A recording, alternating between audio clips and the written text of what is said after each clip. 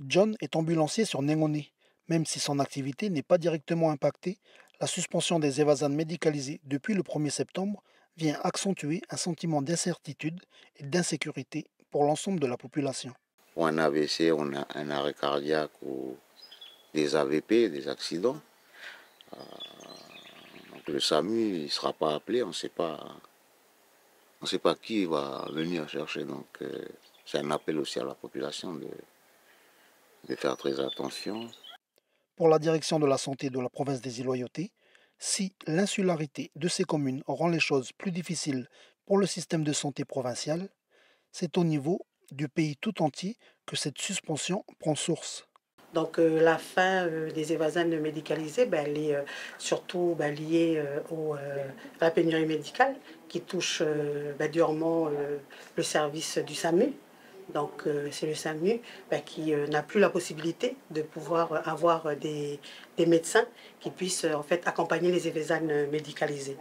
Mais on a encore en fait les évasanes ben, non médicalisées qui eux par contre ben, continuent à être actifs, opérationnels. Malgré cette situation, en plus de l'appel à la garde sanitaire effectué auprès des services de l'État, plusieurs pistes sont envisagées pour tenter de solutionner ces besoins sanitaires. Au niveau du SAMU et au niveau du CHT, ils cherchent aussi des possibilités de pouvoir recruter en fait des médecins. Ils n'ont pas arrêté de rechercher des médecins. Ils essayent aussi de trouver une organisation.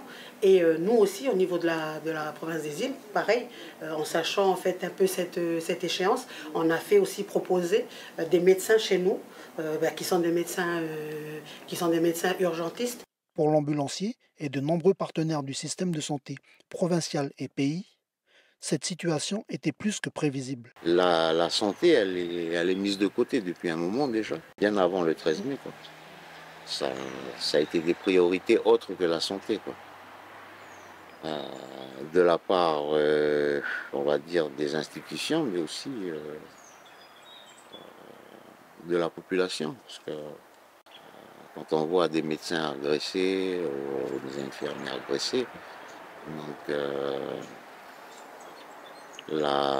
le retour, c'est ben, les médecins s'en vont, les infirmiers s'en vont, ça pas plus en sécurité. Comme l'ensemble des autorités de l'île, John en appelle au bon sens et à la responsabilité de chacun afin de minimiser les risques d'incidents sanitaires graves.